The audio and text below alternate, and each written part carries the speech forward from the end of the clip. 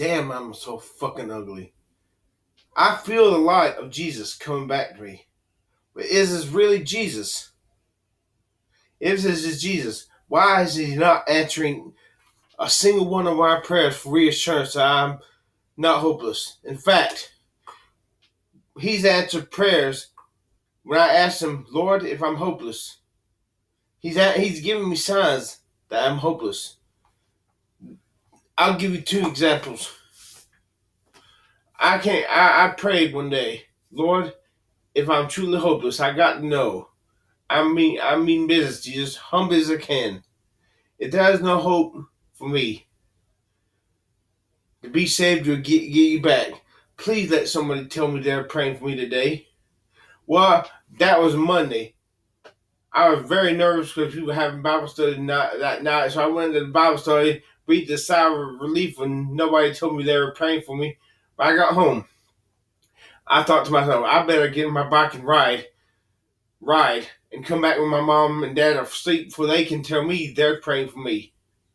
So I was getting my coat on, preparing to go outside, and Mom said, Chris, run your lights on your bike, and I am praying for you. I asked her, that just smote me with fear and terror. I asked her, why did you tell me that? And she said, do you ask me if you asked me to pray for you if I was praying for you, you didn't you? I'm like, no, I didn't ask you that. So,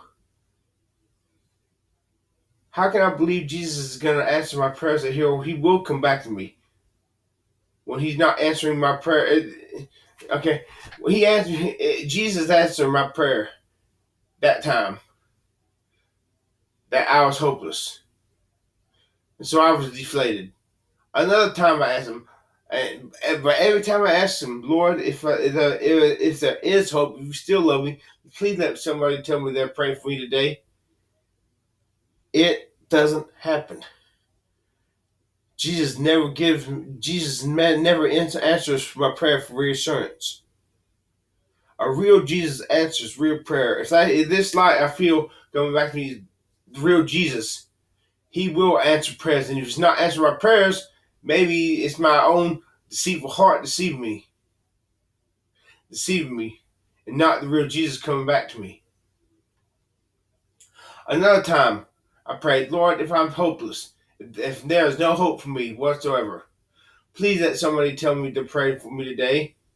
Well, the day was going on a long time. Nobody told me they were praying for me. Well, I got a call from my Bible study leader that night. Early that night, Chris, we're not having Bible study not because of the COVID, but just know we are all praying for you. What the fuck? Why? Maybe I had to face the music. I cannot be forgiven. I will not be forgiven by God. Yeah, I feel I've been born again. I feel the light coming to me. Yeah, I'm still a sinful piece of shit. That makes me wonder. But there's something different in me. Well, if this is really from Jesus, he would answer prayers. I pray for reassurance, unless he's not real, or unless this is not really Jesus. But at least there have been other times, but those are the two most notable times I asked Jesus if I'm truly hopeless. Let somebody tell me they're praying for me today. And in the strangest way, I got an answer to my prayer.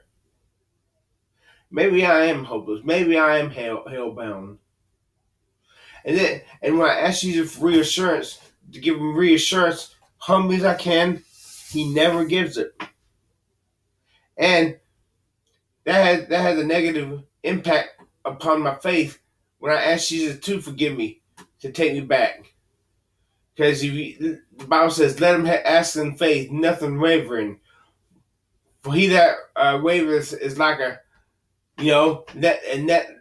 not that man think that he shall receive anything of the Lord. How can I believe Jesus is going to come back to me? I just pray it anyways.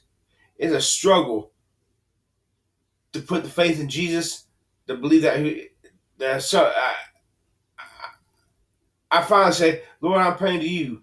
But even if you don't answer, I'm asking you anyways. But when he doesn't answer my prayers for reassurance, this makes it almost impossible to believe he will answer my prayer to come back to me. Yeah, I still keep struggling. I'm not giving up. I refuse to accept the verdict of God that I am unpardonable. I refuse to accept it. I wake up every morning in terror in my bed in the afternoon. Pray to Jesus. The terror goes away. And this intellectual unbelief in Jesus and the Bible, that makes it harder.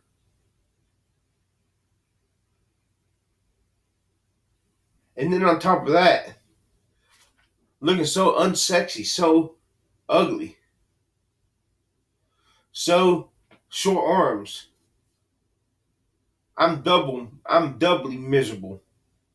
I'm a doubly miserable sinner. I'd rather have Jesus back and have to give up having long arms, being a good looking guy, young looking guy. I wouldn't be happy about that, but I would be so happy to have Jesus back. I would be so happy, so happy. I still keep bothering him about my desire to be a good looking guy, but I'd be satisfied inside. But when I neither got Jesus and had to look ugly, man, the only thing that keeps me from killing myself is the fear I'll go to hell. I will never be able to enjoy a night of sleep again. Never be able to enjoy another pizza again. And this is why I'm getting fat. It's causing my body to produce almost no testosterone. I got erectile dysfunction because of this. I cannot get charged up. I cannot get charged up. What? Very occasionally, very rarely, I can. If I see but all because I renounced Jesus 3 years ago. Will he ever forgive me? Or that sickening sensation that I am unpardonable? It is the most unpleasant feeling in the world. Unpleasant.